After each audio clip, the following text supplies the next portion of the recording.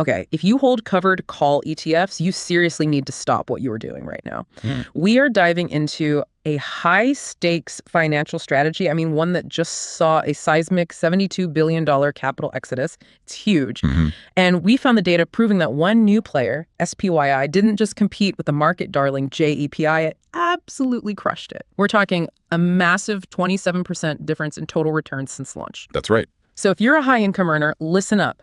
We are going to expose exactly how your fund's structure and maybe, inefficient holdings are costing you thousands in taxes right now. You won't believe it. Seriously, you won't. That's exactly right. Yeah. Our team spent weeks, literally weeks, dissecting this whole covered call ETF landscape. We have 15 points of just brutal data-driven analysis focusing on the shocking truth about funds like JPI, SPYI, and QQQI too. Okay. Our mission here is really to be your shortcut. Yeah. To get you well-informed, walking you through this analysis point by point.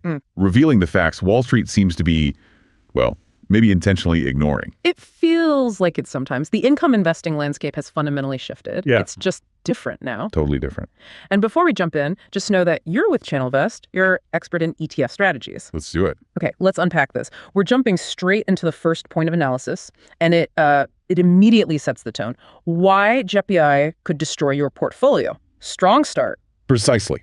We had to start there because, honestly, we needed an aggressive title to match the urgency we found in the data. Right. The core mission of this whole deep dive is challenging that widely accepted narrative, the one that says traditional covered call funds are the ultimate safe income play. Yeah, everyone seems to think that. Well, our analysis suggests that for many investors, especially those with taxable accounts, these older strategies are, frankly, deeply flawed. How so? They might be failing to deliver enough after-tax return or just not keeping up with the market at all. Okay, before we get into the nitty-gritty numbers, we have to include the essential statement. It's at the beginning of any financial review like this. Important disclaimer. Yes, absolutely crucial. We need to be crystal clear. The data, the discussion we're having right now, it's purely for educational content. That's it. Got it. We are not registered investment advisors. We're not broker-dealers or fiduciaries. Right. So this conversation should never, ever be seen as personalized investment advice. You absolutely must consult with your own registered financial advisor before making any decisions about your investments. Period. Okay. Disclaimer done. That aggressive title, though, it's backed up immediately by the quantitative evidence. What's actually happening in the market? Let's look at the source of this pressure. The $72 billion exodus. What's really happening? Yeah, the movement is stark. It's undeniable, and it really proves investors are catching on. $72 billion moving. Exactly. We are tracking over $72 billion flowing OUT of these traditional covered call strategies, the older ones, and it's going directly into a new, you could say, smarter generation of tax-optimized high-yield alternatives. This really represents the most dramatic, most visible shakeup the covered call ETF market has seen in recent memory. It just confirms that investors aren't happy with the status quo. Wow, $72 billion as well. It's an undeniable signal of dissatisfaction. Huge. But what justifies that kind of money moving? Let's quantify the exact performance difference driving this exodus. Our next point here acts like a massive scoreboard. Yeah. 72 BA, 27%. 22.57%. Okay, these three figures basically summarize the new reality. The 72 BA, like we said, confirms the capital migration. Right, the exodus. But that 27% figure, that shows the real pain point for holders of the older strategies. SPY absolutely crushed JPI by 27% in total return since its launch. 27%. And furthermore, look at QQQI. It delivered a stunning 22.57% one-year return. Wow. Meanwhile, JEPI only managed, a meager 12.3%. Yeah. The performance gap is it's huge. You got to stick around for this. Yeah. Okay. We see the outperformance. It's clear. But how are these newer funds actually generating that extra alpha? Are they just taking on way more risk? Let's dig into the mechanics of why this is happening in the performance gap nobody's talking about. Right. And it really comes down to a superior strategy. It's not just luck. First off, the yield difference is significant. Sure. QQI's yield is sitting at 13.95%. SPYI's distribution is 12.15%. Both are substantially higher than JEPI's 8.26%. Noticeably higher. But, and this is critical, the structure is the real key. This new generation offers massive superior upside capture. We're talking up to 92.4% for some. 92% compared to JPI. Compared to JPI's limited 42.8% upside capture. And remember, the new funds offer 99% tax-efficient distributions. That's huge. Unlike JPI, which gets taxed as ordinary income. That structural advantage, especially the tax part, wow. that leads us directly into probably the biggest shocker in this whole analysis. And hey, if these tax savings are already making you rethink your portfolio, maybe hit that subscribe button right now. Good idea. We break down complex financial products like this into actionable insights you can actually use. And you need to, because the tax consequences we found, they're devastating for high-income earners. Our next point of analysis hits you right in the wallet, the hidden tax massacre. Most investors, they just look at the headline yield figure, right? But they completely ignore the brutal tax math behind it. So what does that tax reality actually look like for someone holding JPI in just a regular brokerage account? Okay, it's pretty rough. JPI distributions are taxed as ordinary income. Right. Which means for high-income earners, you could easily be in that top 37% federal bracket. Ouch. You actually calculated it. On a $100,000 investment yielding, say, 10%, you could be paying a devastating $3,700 annually in taxes, just on the income. Wow, $3,700 on $100,000. Now, compare that to the SPYI tax advantage.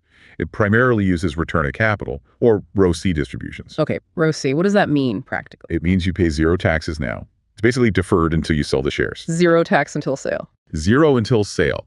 And then when you finally do sell, the gains often qualify for that favorable Section 1256 treatment. The 60-40 split.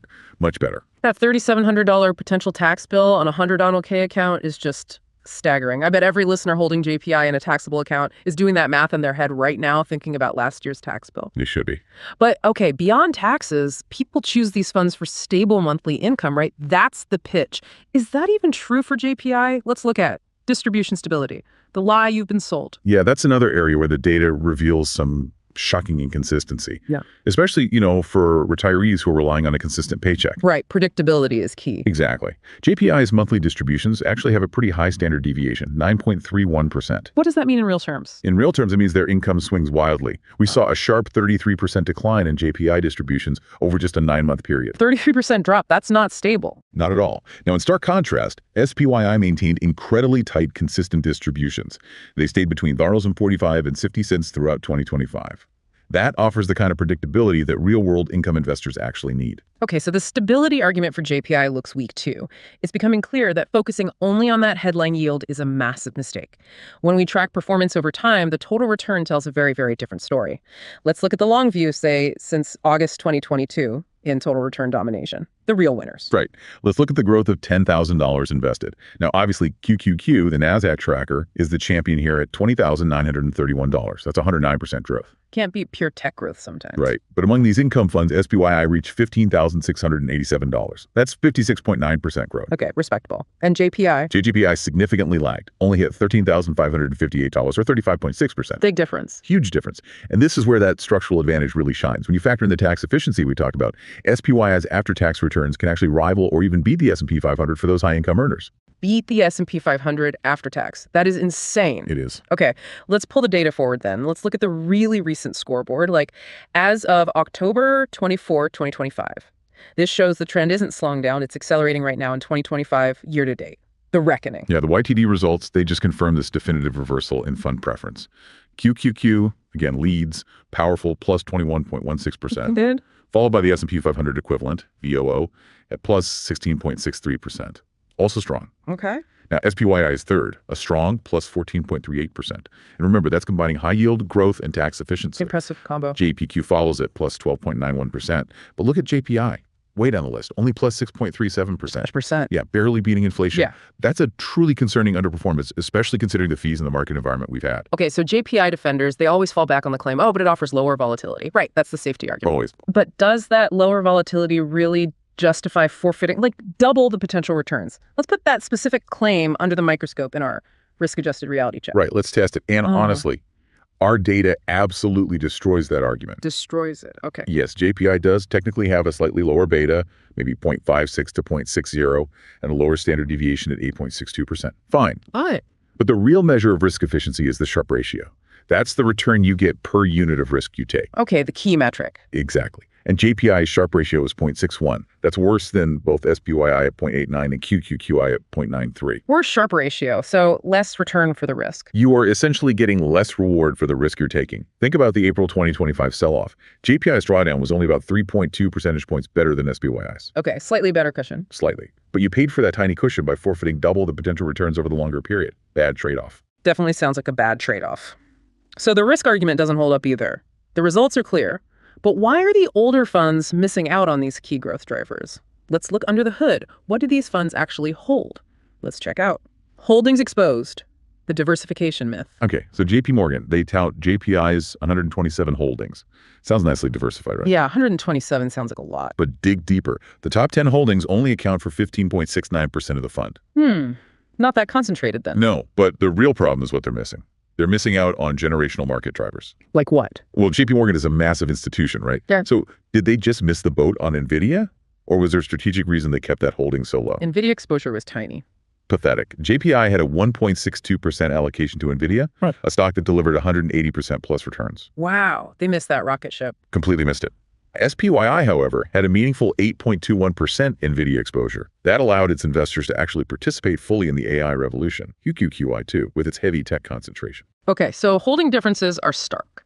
Now, if these funds have such different holding strategies and they're supposed to target different indices like S&P 500 versus NASDAQ, their movements shouldn't be identical, right? That's diversification 101. You'd think so. Portfolio managers rely on that. But let's analyze the data in. The correlation conspiracy, what does it show? Well, the short answer is no. They move together way too much. Really? Yeah. The correlation data proves you are not getting real diversification by just holding a mix of these, especially the older funds.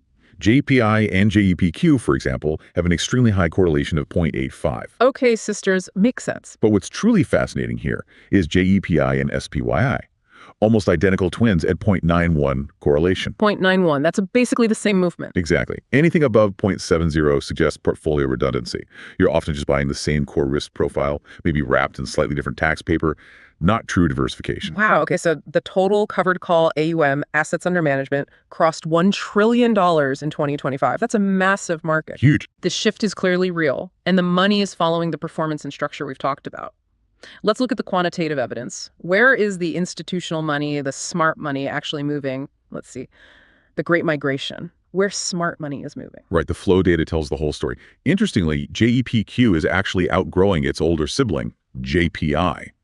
JPQ pulled in $9.1 billion in annual growth versus JPI's $7.6 billion. JEPQ overtaking JPI in flows. Interesting. Yeah, but crucially, look at the younger funds, SPYI and QQQI. For funds under 3 years old, they're growing at astronomical rates. How fast? SPYI is gathering $1.8 billion per year. QQQI is pulling in $2.9 billion per year. Wow, for new funds, that's incredible growth. Absolutely. It clearly shows that investors, big and small, are voting with their wallets. They're moving towards these structurally superior options. The trend is undeniable. Okay, let's make this interactive. Tell us, are you holding JPI, JEPQ, SPYI, or QQQI? Drop a comment below and join the discussion. Let us know what you're thinking. Yeah, we want to hear from you. And that leads perfectly into our next point, which is really our mission statement for you, the listener. Subscribe for more market-breaking analysis.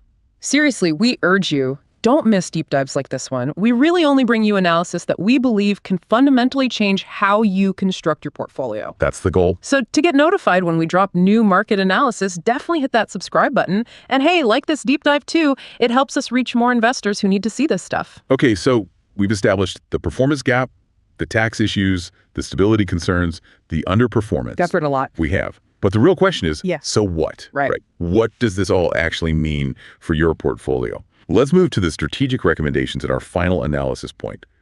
Your action plan. What to do right now. All right, we've outlined a clear strategic framework based on everything we just discussed. What are the 3 immediate steps our listeners should consider taking? Okay, 3 steps. First, assess your situation. Really understand your personal tax bracket and your account type. Is it taxable or an IRA or something else? Because those tax implications are probably the biggest differentiator here. Step 1, know yourself. Got it. Step 2, choose your mix. Based on our findings, SPYI looks great for balanced, tax-efficient S&P 500 exposure. QQQI is probably better if you want higher yield and more tech concentration. And JEPI. Based on this analysis, we strongly recommend avoiding JPI, especially in taxable accounts. The disadvantages just seem too significant. Okay, avoid JPI in taxable. Step 3. Step 3, execute and monitor.